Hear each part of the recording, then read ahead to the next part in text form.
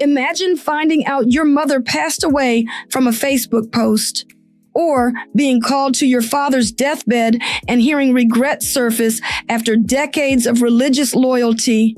For Gail Kelly, both happened. To understand how a family reaches that point, you have to go back to one of the most pivotal moments in Jehovah's Witness history, a time when many witnesses believed the end of the world was very near.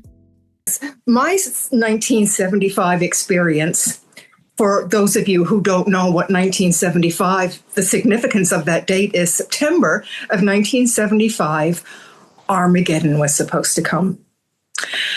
So my experience with 1975 starts in 1973, when my sister and I got home from school and Mom and Dad announced, we are moving across the country.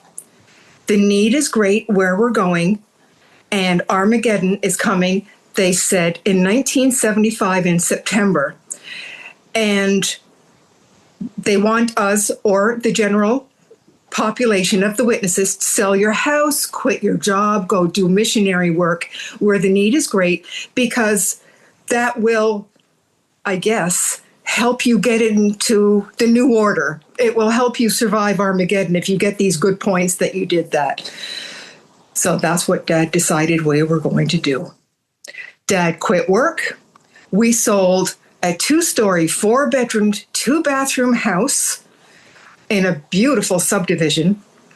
And we moved across the country to a small, very small, 2-bedroomed camper caravan that would do until 1975 in September, when Armageddon was coming. Now, I had just finished grade 6 going into grade 7. So I started a new school after the summer of 1973. And back then, you might even remember this, we were told as children, students, to witness to our fellow students, because the time of Armageddon was coming so fast that was our territory, and we were supposed to be so blessed to have this territory all to ourselves, that these kids were going to go home and tell their parents, and, that stayed at school for lunch and have Bible studies. I didn't do that.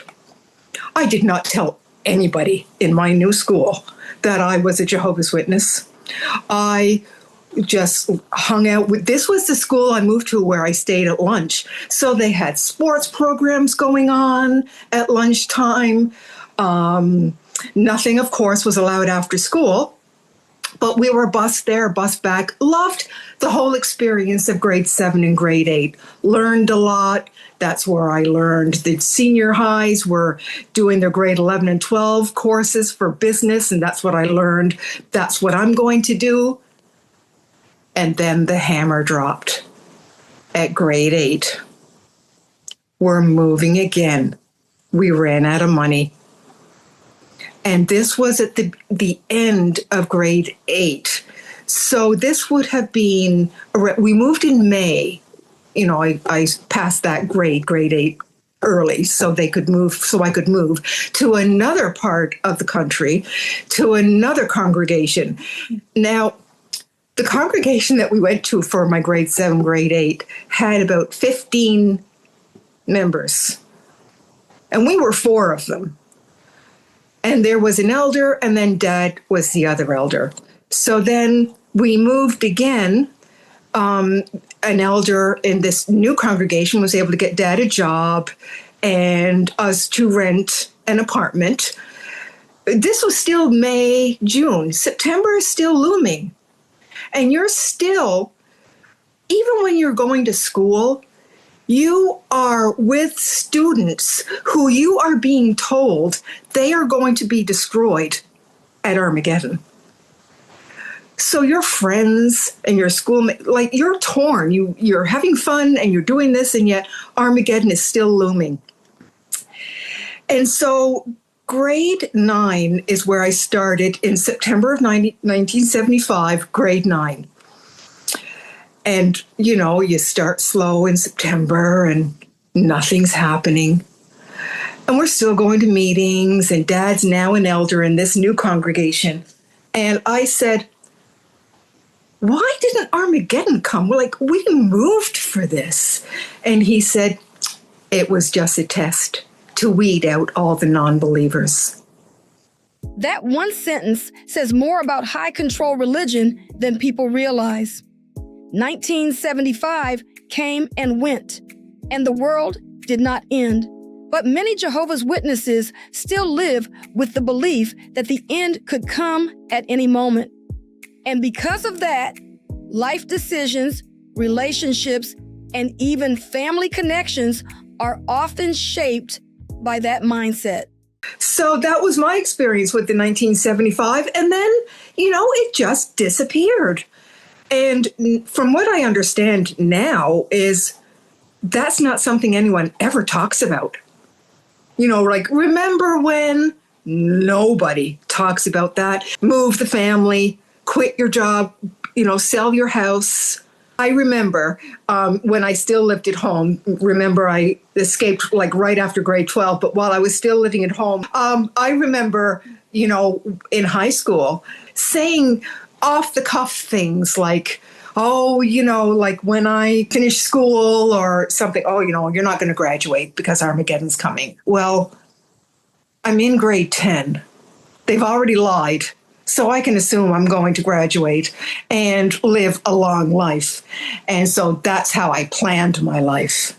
And I just never said anything to them because even after I left and I was with my new family and married and divorced and in my 40s and 50s, and I would say something to Mom on the sporadic time that we did talk.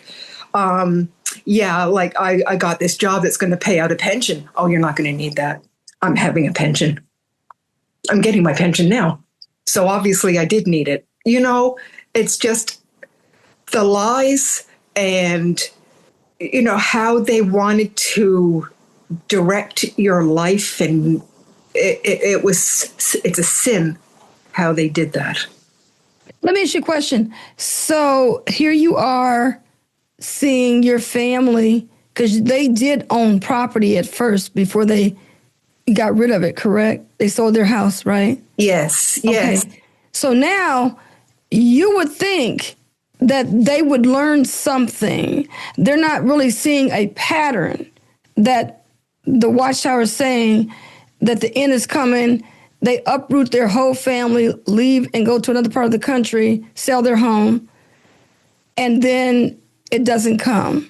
But now they're saying you won't graduate from high school. Why do you think she regrouped and began to start saying that again? Because they were still saying, just because Armageddon didn't happen in September of 1975, that doesn't mean it's not coming. We were just wrong. It's around the corner. So that's how they kept everybody going with the belief that, Armageddon's still coming. We just miscalculated and it's in Jehovah's time. But don't worry, this day and age, it can't continue. Gail's story also highlights what many former Jehovah's Witnesses describe as the human cost of living under constant end times expectations. Many sincerely believed the current world system would end very soon. And for some, those decisions carried emotional and financial consequences that lasted for decades. I read some of the comments on some of the videos that come out, and people left jobs. People didn't go to university. People didn't have children because of this. Armageddon's coming and you don't want to have children in this world. So wait until the new order. And you don't have to wait long because it's going to be 1975. And I know some people that made that decision to not have children, to not go to university. And now those people don't have families to look forward to. And that's a shame. And you were pressured to do whatever you can. Go and do your missionary work. Learn another language. Go to another part of the world where they're crying for people. Nobody that I knew back then got an education. They just worked part-time jobs, minimum wage jobs. Nobody dealt with a pension plan. Nobody focused on that because they were told not to worry about it, and now 50 years later, we are still talking about this. And people who disowned their families 50 years ago went without their families their whole lives. And that's what happened with my parents. And that's why Dad had so many regrets on his deathbed, because he had believed all of this. And it's only on your deathbed you realize nothing happened. Nothing. Not only did nothing happen, they're backpedaling. But 50 years ago, they were diehard. You ate, lived, and breathed the Watchtower. And if you didn't, you were judged. You were judged by your tone of voice. You were judged by, like, if you had a little chuckle when something was spoken about. Oh, did you find that funny? Well, you really shouldn't, because you find that funny, you could be destroyed at Armageddon. And not only that, when you were told to witness to the kids at school because Armageddon was coming, if you didn't, and that little girl, little boy, parents, didn't make it through Armageddon, that was your fault. So you'll get destroyed. So you're in grade 6, grade 7, grade 8. You're learning like it's doctrine. As Gail got older, she realized this religion was not the life she wanted for herself. And inside Jehovah's Witness culture, leaving the organization is viewed as leaving God himself. From that point forward, the relationship with her family changed dramatically. What followed were years of separation, shunning, and emotional distance. None of it was believable to me. So I never paid much attention moving on from that. I was at the meetings listening. It's like, yeah, whatever. Mom and I, when I was in grade 11, Mom and I did cleaning, and that set me up to have my own money. I was able to get some clothes for myself. I was able to have like a semi-normal life. And then I got another job, and it was the part-time job that led to the full-time job that allowed me to leave home. So when Mom passed in 2024 and I went to the service, and it's funny or tragic that the people that I saw, a lot of them are still there from 50 years ago, 60 years ago. And, none of the kids that were my age were there. Most of them are gone. It's the older people that are still there. And actually, a lot of the preteen, teenagers, mostly preteens, like the ones that I would babysit, they're all gone, and they've all seen my interviews. And it's like, you're dead on, because they just knew us so well, right? And now we're all the same age, and they're out, and it's like, hey, it's good to see that you've made a life for yourself, and to get back to a sense of belonging, I think, is what a lot of us were missing. And when I graduated in grade 12, I had a graduating class that I belonged to. So when they were doing reunions, it's something that I was able to belong to. It was another identity besides being a Jehovah's Witness or an ex or somebody who's disfellowshipped, or all of these labels that you put on yourself or people put on you.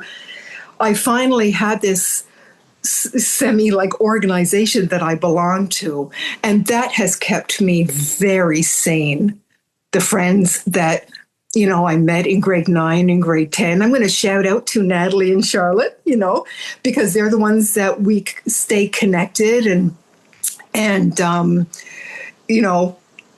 big hits at the reunions. Loved every minute of those.